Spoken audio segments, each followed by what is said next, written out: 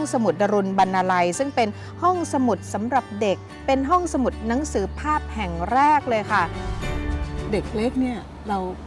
สามารถที่จะปลูกฝังด้วยความรักการอ่านให้เขาได้แล้วก็จะมีความรักใฝ่รู้ใฝ่เรียนหนังสือเนี่ยก็คือพวกหนังสือภาพคือเราจะเน้นให้พ่อแม่เนี่ย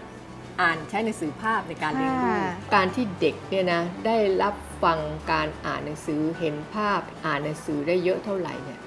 สมองของเด็กเนี่ยจะซึมซับคำศัพท์